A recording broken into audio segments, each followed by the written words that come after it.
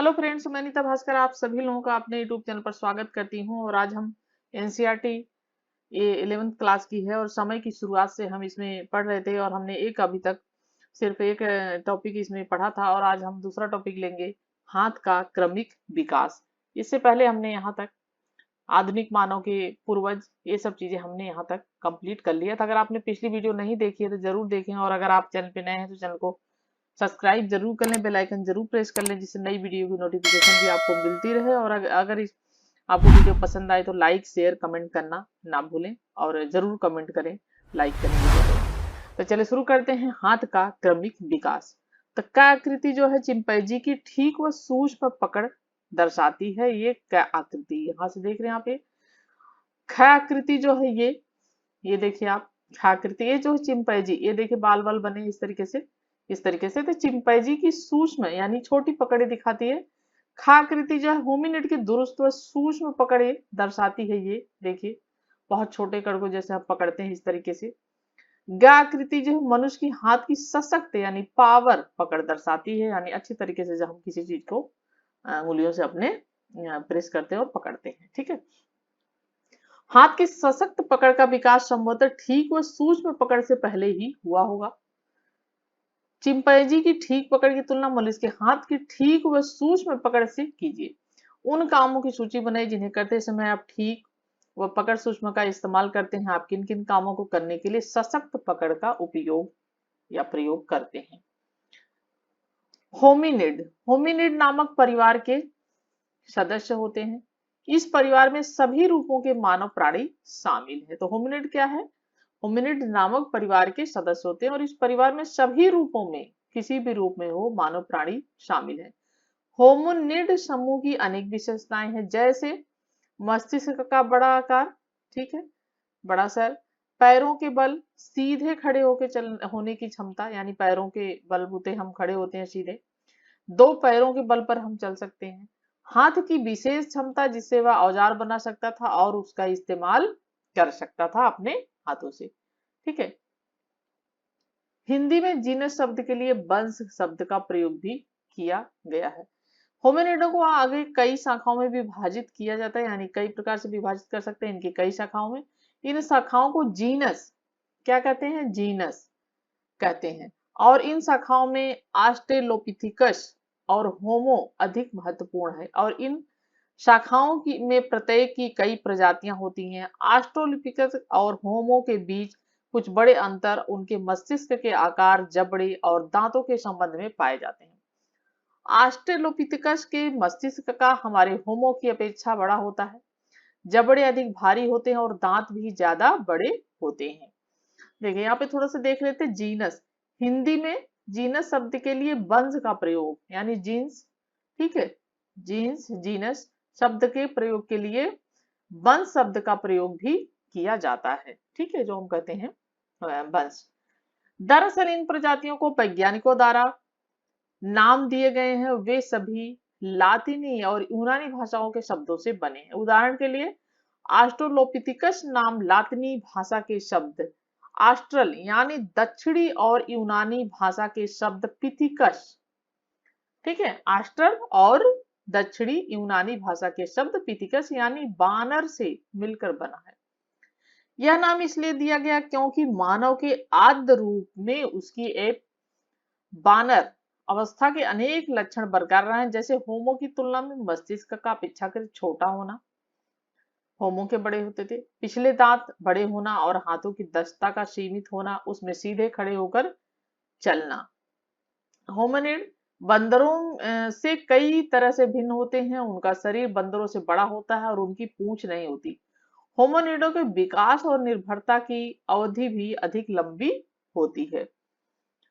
यह दृश्य पूर्वी अफ्रीका की ओल्डुबई गोर्ज रिफ्ट घाटी का है, जो उन इलाकों में से एक है जहां आदिकालीन मानव के इतिहास के चिन्ह पाए गए हैं। और चित्र के बीच में पृथ्वी की भिन्न भिन्न सतहों को देख सकते हैं। इनमें से हर सतह एक अलग भू वैज्ञानिक चरण को दर्शाती है। तो आप इसमें देख सकते हैं, इसमें अलग अलग सतहों के, ठीक है, पृथ्वी की।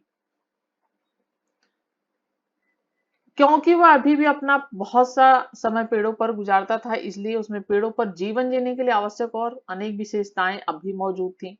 जैसे आगे के अवयवों का लंबा होना, हाथ और पैरों की हड्डियों का मुड़ा होना और टखने के जो जोड़ होते हैं का घुमावदार होना। कालांतर में जब औजार बनाने की लंबी दूरी तक पैदल चलने की प्रक्रिया क्रिया में बढ़ोतरी होती गई, तब मानवीय विशिष्टताओं तथा लक्षणों का क्या हुआ, धीरे धीरे विकास होता गया। ठीक है, हम ये भी देखेंगे इसमें। ऑस्ट्रोपथिकस यानी ओल्ड वी गोर्ज की खोज 17 जुलाई 1959। ओल्ड वी गोर्ज सर्वप्रथम 20वीं सदी के प्रारंभिक वर्षों में एक जर्मन तितली संग्राहक द्वारा खोजा गया था, लेकिन आगे चलकर यह ओल्डुवई नाम मेरी और लुइस लीकी के साथ गहराई से जुड़ गया, जिन्होंने यहाँ 40 वर्ष से भी अधिक समय तक शोध कार्य किया था।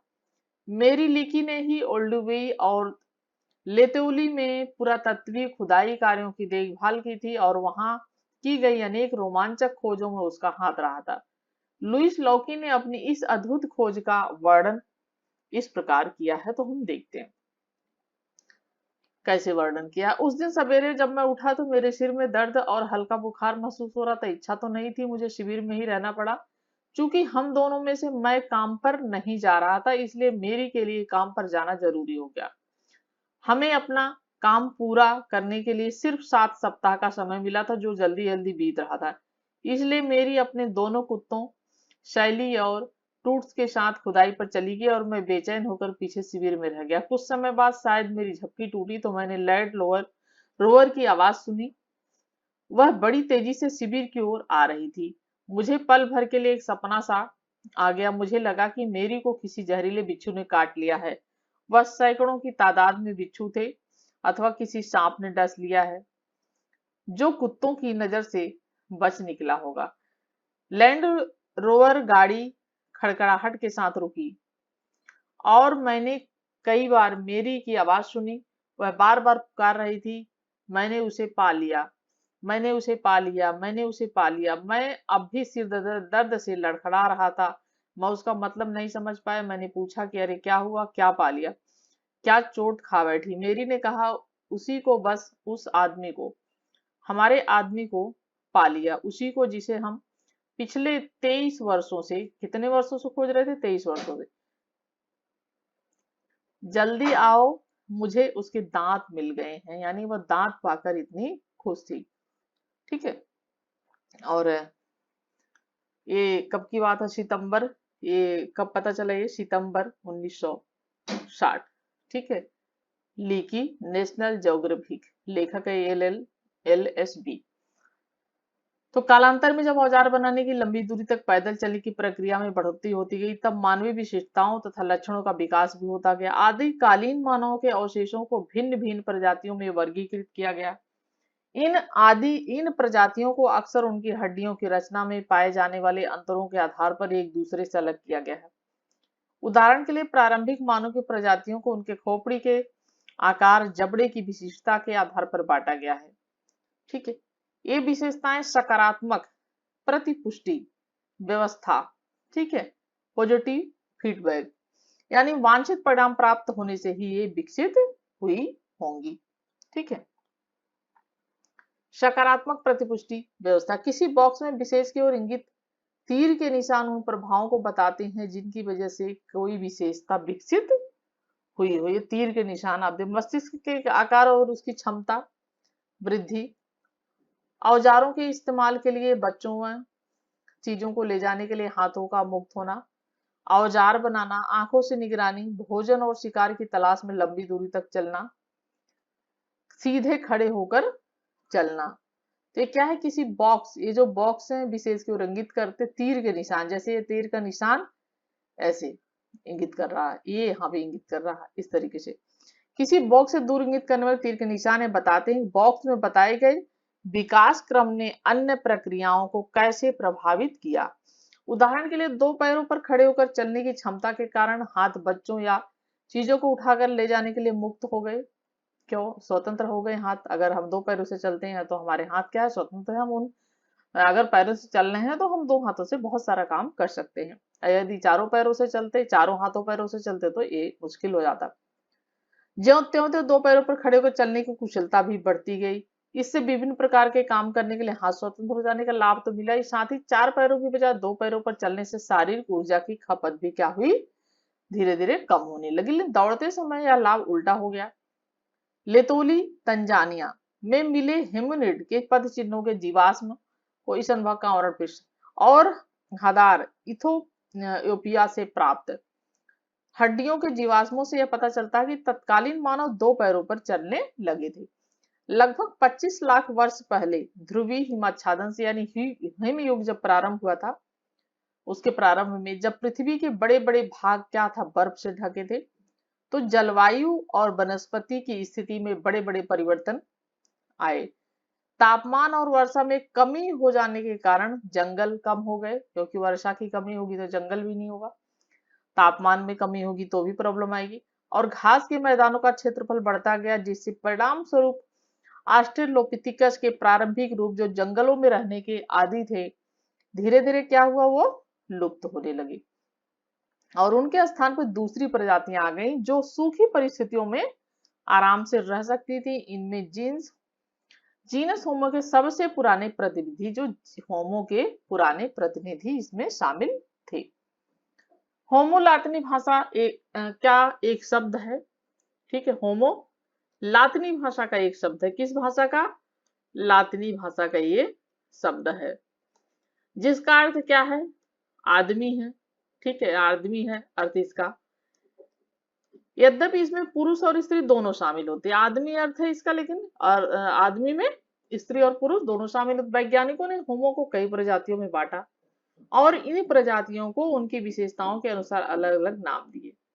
इस प्रकार जीवाश्मों को होमो हैबिलिस यानी औजार बनाने वाले, होमो इरेक्टस सीधे खड़े होकर पैरों के बल चलने वाले, और होमो सेपियंस प्राज्ञ या चिंतनशील मनुष्य के रूप में क्या किया गया, वर्गीकृत इनको किया गया।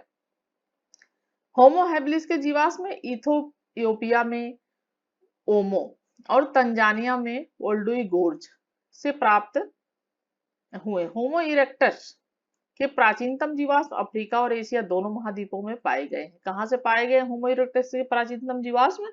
अफ्रीका से भी और एशिया से भी पाए गए हैं, ठीक है, दोनों महाद्वीपों में।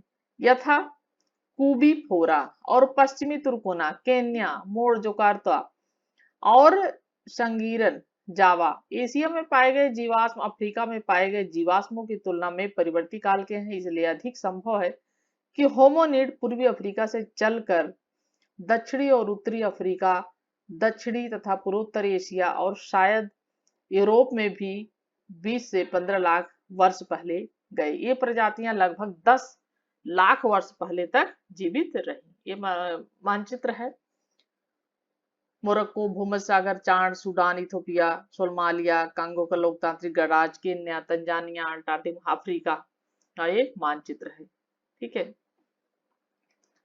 और कुछ दृष्टांतों में जीवाश्मों का नामकरण उन स्थानों के आधार पर किया गया जहां उस विशेष प्रकार के जीवाश्म सर्वप्रथम मिले थे।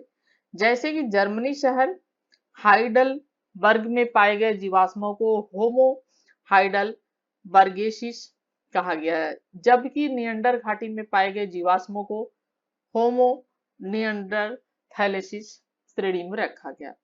यूरोप में मिले सबसे पुराने जीवाश्म होमो हाइडलबर्गेसिस और होमो नियंडरथैलेसिस के हैं। ये दोनों ही होमोसैपियंस प्रजाति के यानी आद्य प्राग्ञ मानव, ठीक है, प्राचीन मानव। हाइडलबर्ग मानव 8 लाख वर्ष पूर्व से 1 लाख वर्ष पूर्व तक, ठीक है। हाइडलबर्ग मानव 8 लाख से कितने, 8 लाख से 1 लाख साल पहले की बात, दूर दूर तक फैले हुए थे। उनके जीवाश्म अफ्रीका, एशिया और यूरोप में पाए गए हैं। नियंडरथल मानव मोटे तौर पर 1,30,000 से 35,000 वर्ष पहले तक यूरोप, पश्चिमी व मध्य एशिया में रहा करते थे। वे पश्चिमी यूरोप में लगभग 35,000 वर्ष पहले अचानक क्या हुआ, वो वहां से विलुप्त हो गए। सामान्यतः ऑस्ट्रेलोपिथेकस की तुलना में होमो का मस्तिष्क बड़ा होता था, जबड़े बाहर की ओर कम निकले हुए थे। जो ये ऑस्ट्रोपोलिकस की तुलना में होमो का जो मस्तिष्क था वो क्या था, बड़ा होता था। जबड़े थोड़े क्या होते थे, बाहर निकले हुए थे। जबड़े बाहर की ओर कम निकले हुए थे और दांत फिर छोटे थोड़ा सा होते थे। और उनमें मस्तिष्क के आकार में वृद्धि को अधिक बुद्धिमत्ता और बेहतर याददाश्त से जोड़ा जाता है। जबड़ों तथा दांतों में हुआ परिवर्तन संभवतः उनके खान पान में हुई भिन्नता से हुआ, क्योंकि जो पुराने थे ज्यादा मांसाहारी रहे होंगे और उसी हिसाब से जबड़ों की और दांतों की बनावट भी हो जाती है। जैसे शेर हैं तो उनके दांत बहुत नुकीले और निकले हुए होते हैं, जिससे कि वो शिकार को अच्छी तरीके से पकड़ सकें। तो दांतों की बनावट भी उसी तरीके से होती है जैसे कि हम खान पान अपना रखते हैं। तो खान पान की वजह से दांतों और जबड़ों की बनावट में परिवर्तन होता चला गया। विश्व में मानव प्रजातियों का विकास कैसे हुआ, कब, कहां, कौन, वेरी इंपॉर्टेंट पॉइंट है। ठीक है, जैसे 50 से 10 लाख वर्ष पूर्व अफ्रीका में सहारा के आसपास के प्रदेश, ऑस्ट्रेलोपिथिकस प्रारंभिक होमो और होमो इरेक्टस। 50 से कितने लाख वर्ष पूर्व, 10 लाख। 10 लाख से 40,000 वर्ष पूर्व अफ्रीका, एशिया और यूरोप के मध्य अक्षांश क्षेत्र। कौन थे यहाँ पे प्रजाति, किन प्रजातियों का निवास था यहाँ पे, कौन प्रजातियां रहती थी, होमो इरेक्टस रहते थे, आद्य होमो सैपियंस रहते थे, नियर्डथल आद्य होमो सैपियंस रहते थे। ठीक है, मानव होमो सैपियंस आधुनिक मानव। ठीक है, ये इसमें निवास करते थे। 45,000 वर्ष पूर्व ऑस्ट्रेलिया, आधुनिक मानव। ठीक है, आधुनिक मानव। और 45,000 वर्ष पूर्व ऑस्ट्रेलिया में आधुनिक जो मानव है वो निवास करते थे। 40,000 वर्ष से अब तक उच्च अक्षांश पर यूरोप और एशिया प्रशांत द्वीप समूह। बाद वाले नियर्दथल आधुनिक मानव उत्तरी तथा दक्षिणी अमेरिकी रेगिस्तान और वर्षा वन। ठीक है, और मानव के क्रमिक विकास की कहानी है आधुनिक मानव। हमने इससे पहले क्या पढ़ा था, आधुनिक मानव, अब ये है खैर। ठीक है, पिछली वीडियो में, अगर आपने पिछली वीडियो नहीं देखी है तो जरूर देख लें पहले पिछली वीडियो। आधुनिक मानव के प्राचीनतम जीवाश्म। ठीक है, कहाँ और कब, पहले ये देख लेते हैं फिर हम ये करते। इथोपिया, ठीक है, इथोपिया ओमो किबिस। ठीक है, कब, ये है 1,95,000 से 1,60,000। ठीक है, दक्षिणी अफ्रीका बॉर्डर गुफा दी ग्रेडर्स क्लाजिन नदी का मुहाना 1,20,000 से 50,000। मोरक्को दर सुल्तान 70,000 से 50,000 तक। इजराइल कफजे स्कूल, ये है 1 लाख से 80,000। उसके बाद है ऑस्ट्रेलिया मुंगो लेक, मुंगो झील। ठीक है, ऑस्ट्रेलिया की 45,000 से 45 से 35,000, 45,000 से 35,000। बोर्नियो निया गुफा 40,000। फ्रांस क्रोमेगैगन 35,000 लेस आइसीज के पास। ठीक है, अब हम थोड़ा सा यहाँ से देखेंगे। यदि आप इस तालिका पर नजर डालें, हमने तालिका पर नजर डाली, हमने देखा तालिका पर नजर डालें तो आप देखेंगे कि होमो सेपियंस के अस्तित्व के बारे में प्राचीनतम साक्ष्य में अफ्रीका के भिन्न भिन्न भागों से मिले हैं। ठीक है, जैसे मोरक्को है और इथोपिया, होमो किबिस। ठीक है, तो ये क्या है, इससे यह प्रश्न उठता है कि मानव की उत्पत्ति का केंद्र कहाँ था, क्या वह एक ही था अथवा बहुत से थे। आधुनिक मानव का उद्भव कहाँ हुआ, इस प्रश्न पर बहुत वाद विवाद हुआ है। इस विषय पर तो दो मत जो है प्रचलित हैं, जो एक दूसरे से क्या है, बिल्कुल यानी दो मत हैं जो भी मान्य हैं वो एक दूसरे से क्या है, एकदम विपरीत है। इनमें से पहला मत क्षेत्रीय निरंतरता मॉडल, ठीक है, कॉन्टिन्यूटी मॉडल को मानता है। दूसरा है ये जिसके अनुसार अनेक क्षेत्रों में अलग अलग मनुष्यों की उत्पत्ति है। और दूसरा मत है प्रतिस्पादन मॉडल, ठीक है, रिप्लेसमेंट मॉडल। का समर्थन करता है। ठीक है, यानी एक स्थान से दूसरे स्थान पर रिप्लेस। जिसके मुताबिक मनुष्य का उद्भव एक ही स्थान अफ्रीका में हुआ। यह तर्क वर्तमान मानव में दिखने वाले लक्षणों को क्षेत्रीय विविधताओं पर आधारित, मनुष्य एक ही स्थान पर पैदा हुआ।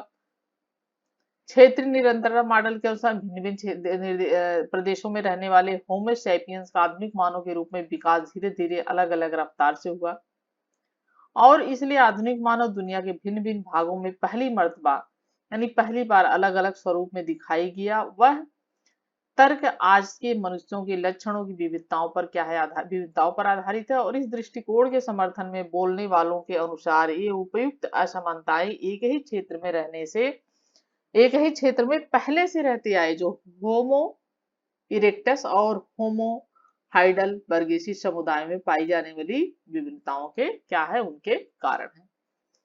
प्रतिस्थापन और क्षेत्रीय निरंतरता। प्रतिस्थापन मॉडल में यह कल्पना की कि मानव के सभी पुराने रूप चाहे वे कहीं भी थे बदल गए और उनका स्थान पूरी तरीके से क्या हुआ, आधुनिक मानव ने ले लिया। इस विचारधारा का समर्थन इस साक्ष्य से होता है कि आधुनिक मानव के सर्वत्र शारीरिक और जननिक यानी उत्पत्ति मूलक जो समरूपता पाई जाती है, ऐसे लोग यह तर्क देते हैं कि इनमें अत्यधिक समानता इसलिए पाई जाती है कि उनके पूर्वज एक ही क्षेत्र यानी अफ्रीका से उत्पन्न हुए और यहीं से अन्य स्थानों को गए। आधुनिक मानव के उन पुराने जीवाश्मों के साक्ष्य भी जो इथोपिया में ओमो स्थान पर मिले हैं प्रतिस्थापन के मॉडल का समर्थन करते हैं। इस विचारधारा के विद्वानों का कहना है कि आज के मनुष्यों में जो शारीरिक भिन्नताएं पाई जाती हैं उनका कारण उन लोगों की परिस्थितियों के अनुसार हजारों वर्षों की अवधि में अपने आप को क्या है, ढाल लेना है, जो उन विशेष क्षेत्रों में गए और अंततोगत्ता वहां स्थायी रूप से क्या हुआ, बस गए। ठीक है, यूरोप, अफ्रीका, एशिया। ठीक है, प्रतिस्थापन मंडल यूरोप, अफ्रीका, उसके बाद एशिया। फिर है क्षेत्रीय निरंतरता मॉडल यूरोप, अफ्रीका और एशिया। ठीक है, आदिकालीन मानव भोजन प्राप्त करने के तरीके। अब तक हम आदि मानव के अस्थिपंजर के अवशेषों से संबंधित साक्ष्य पर विचार करते हैं। अब तक हमने क्या पढ़ा पिछली वीडियो में और इस वीडियो में भी हमने ये पढ़ा कि इनके अस्थियां मिली हैं उस हिसाब से हमने उनके बारे में समझा। ठीक है, अब तक आदि मानव का अस्थिपंजर और जो उनके अवशेष प्राप्त हुए हैं उस पर हमने विचार किया। अब हम और यह देखते रहे कि महाद्वीपों को आर पार लोगों के आवागमन के इतिहास को पुनर्निर्मित करने के लिए इन अवशेषों का उपयोग किस प्रकार किया गया है। लेकिन इन सबके अलावा मानव जीवन के रोजमर्रा के जो साधारण पहलुओं पर विचार करना उतना ही आवश्यक है। तो आइए देखते हैं इनका अध्ययन कैसे किया जा सकता है। आदिकालीन मानव कई तरीकों से अपना भोजन जुटाते थे। कैसे? संग्रहण यानी उसे इकट्ठा करते थे, शिकार करते थे यानी हंटिंग करते थे। ठीक है, उसके बाद अपमार्जन और मछली पकड़ना यानी फिशिंग करना। संग्रहण की क्रिया में पेड़ पौधों से मिलने वाले खाद्य पदार्थों जैसे बीज, गुठलियां, बेर, फल, ये कंदमूल क्या करते थे, इकट्ठा करना शामिल था, क्योंकि खेती तो उस समय होती नहीं थी। तो ये सब चीजें क्या करते थे, फल फ्रूट जो होता था उनको क्या करते थे, वो लोग इकट्ठा करते थे।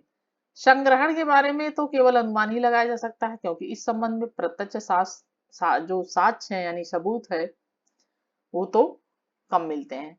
हमें हड्डियों के जीवाश्म तो बहुत मिले हैं, ठीक है, पर पौधों के जीवाश्म तो दुर्लभ ही हैं, यानी पौधे बहुत सालों बाद सड़ गल गए और विलुप्त हो गए। पौधों से भोजन जुटाने के बारे में सूचना प्राप्त करने का एक तरीका दुर्घटना या संयोग बस जले हुए पौधों से प्राप्त अवशेषों का अध्ययन है। यानी जो जिस तरीके से पौधे जल चुके हैं उनके जो अवशेष मिले हैं उनका अध्ययन। इस प्रक्रिया में कार्बनीकरण हो जाता है और इस रूप में जैविक पदार्थ लंबे अरसे तक क्या है, सुरक्षित रह सकते हैं, क्योंकि वो जल चुके होते हैं।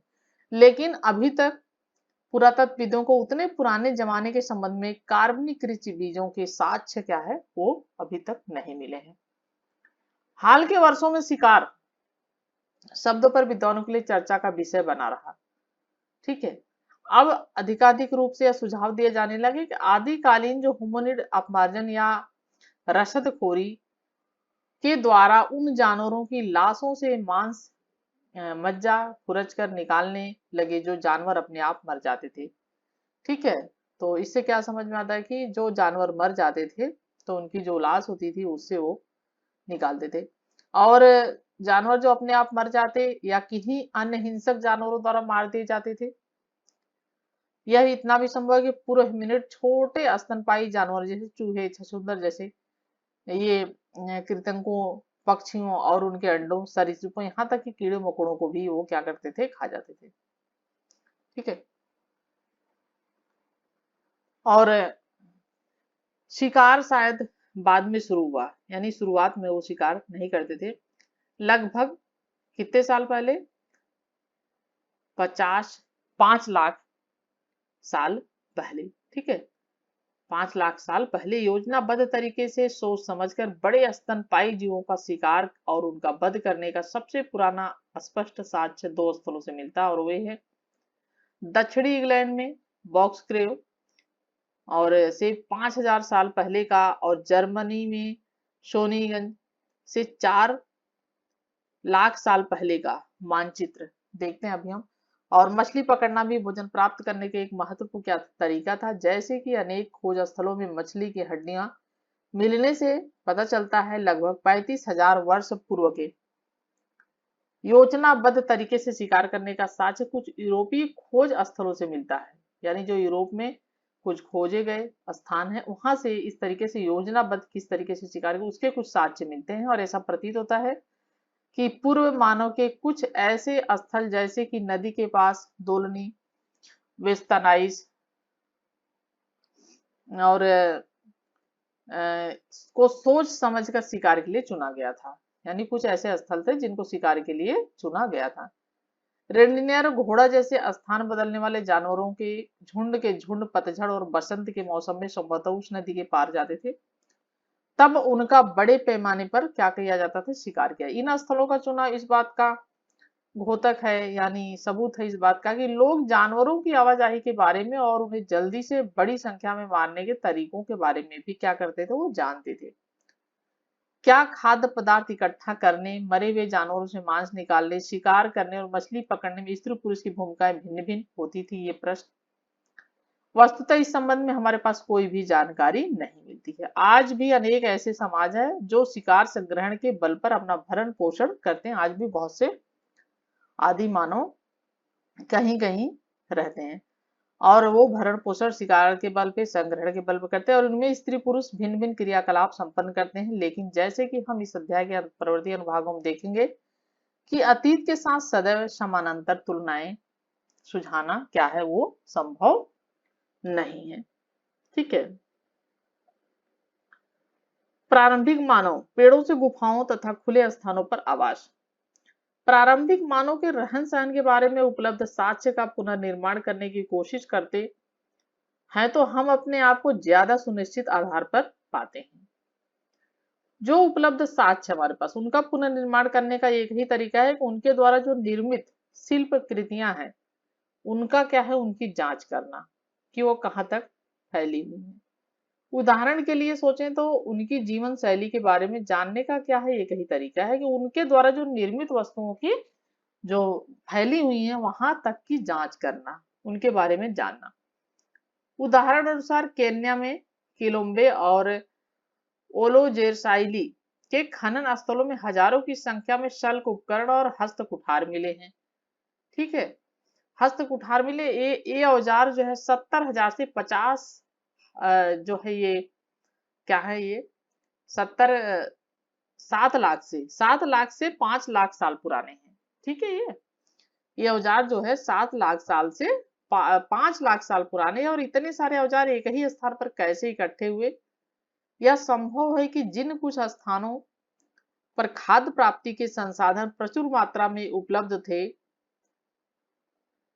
वहां लोग बार बार आते थे, और ऐसे क्षेत्र में लोग शिल्प कृतियों और सहित अनेक जो क्रियाकलाप होते थे उनके क्या होते थे, वो चिन्ह छोड़ जाते थे।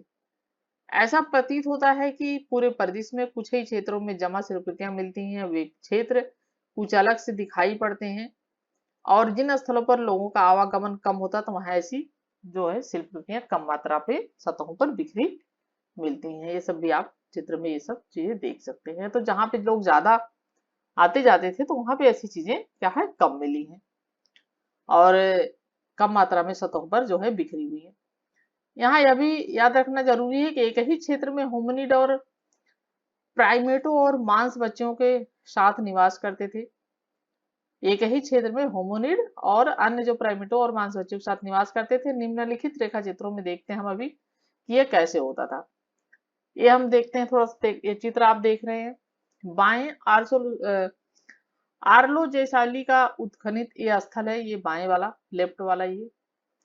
खननकर्ता लुइस लीकी और मेरी ने प्रेक्षकों के लिए एक उत्खनित स्थल के चारों ओर संकरी पगडंडी का पुल बना दिया था। ये देखिए आप, ये जो यहाँ पे ऐसे ऐसे ऐसे डंडियों का पुल बना हुआ है।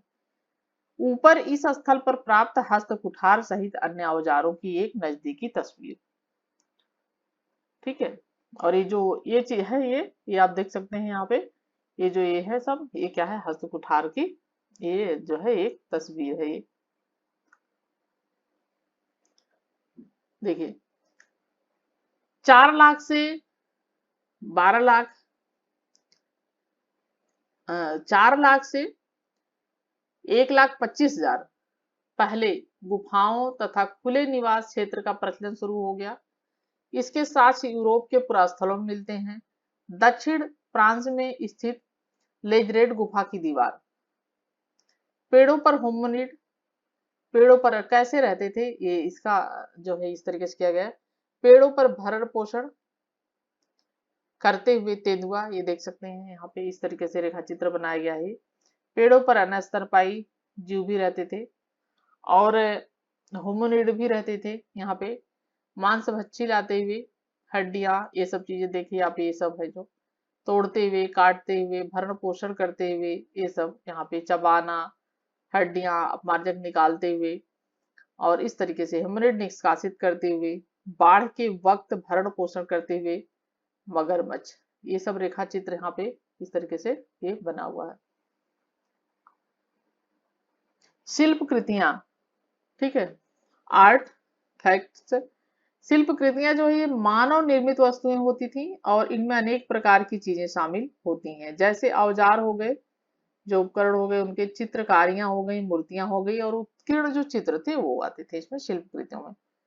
पुरातत्वविदों का सुझाव है कि पूर्व होमिनिड भी होमो हैबिलिस की तरह संभवतः स्थान विशेष पर पाई गई अधिकांश खाद्य सामग्री को वहीं खा लेते थे, अलग अलग स्थानों पर सोते थे और ज्यादातर समय पेड़ों पर बिताते थे।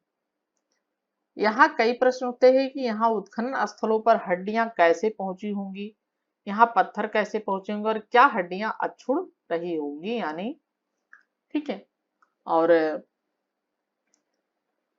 एक निवास स्थान से सटाकर बनाया गया था और इस तरीके से इसके अंदर दो चूल्हों और भिन्न भिन्न प्रकार के खाद्य स्रोतों जैसे फलों, वनस्पतियों, बीजों, काष्ठ फल जो होते थे, पक्षियों के अंडों और मीठे जल की मछलियां के साथ से इनके मिले हैं।